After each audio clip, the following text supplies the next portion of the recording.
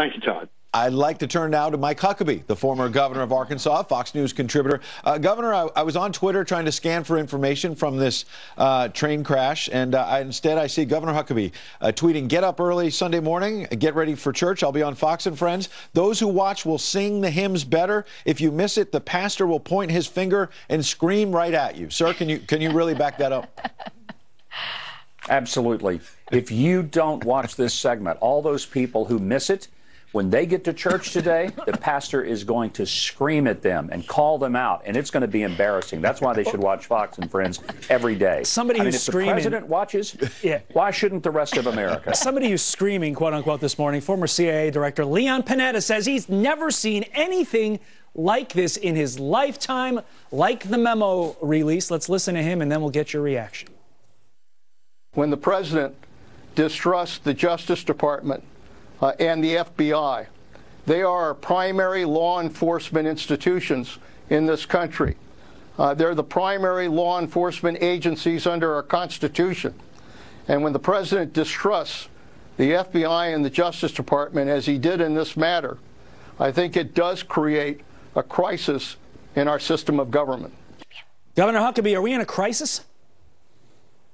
Yeah, we are. And the crisis is not because of something that the president has done. The crisis is because of something that the highest officials in the DOJ and the FBI have done. They have what apparently appears to be that they have violated the Fourth Amendment rights of Americans by spying on them using documents that were basically just contrived. They knew they were contrived. They went to a judge. It's really frightening. I have great respect for Leon Panetta, but when I'm listening to him, it sounds like he's saying, my house was on fire, the thing was going up in flames, and the firemen came and they put water all over my furniture and broke a window.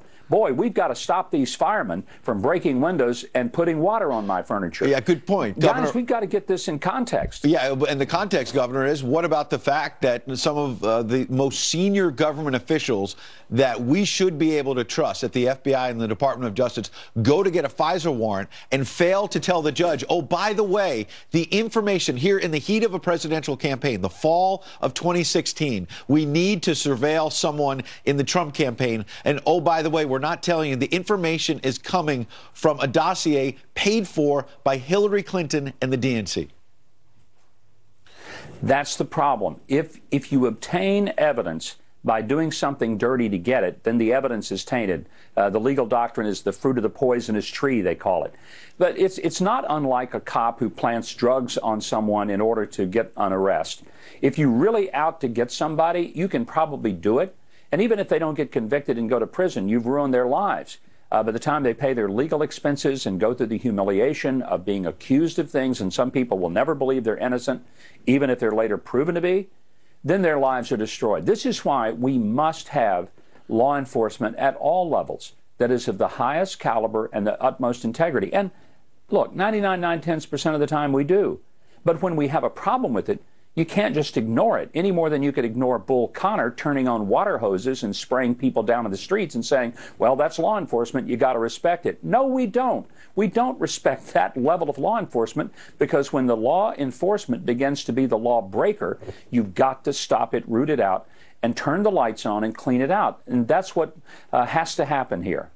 Right, and I think that's what Devin Nunes has been trying to do. He's had to fight tooth and nail for every bit of information. We wouldn't even have known, Governor, that the dossier was paid by the Hillary campaign and by the DNC had Devin Nunes not subpoenaed that, and the Democrats were fighting for him, fighting against that subpoena. This is a huge cover-up.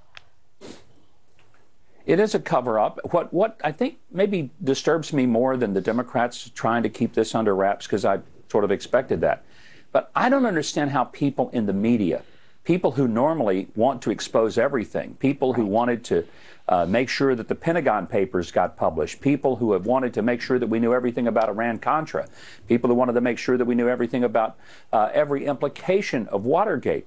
And now they suddenly say, nothing to see here, let's shut this down, we don't want to see that memo. I had, one person respond to me on Twitter, a reporter, and said, oh yeah, we want to see it. Well, I'm not seeing that. Yeah, I'm seeing many people sitting at their desks pounding their chests saying that this is an affront to the Constitution. The affront to the Constitution is covering it up. All right. The man who will be singing the hymns a little better in church this morning, Governor Mike Huckabee. Good to see you, sir. Churches around the nation are going to be more awesome because of you today. I love having him on. President Trump preparing to head to Ohio tomorrow. So what do voters in the Buckeye State want to hear? We'll ask Democratic candidate for governor there in the great state of Ohio, Dennis Kucinich.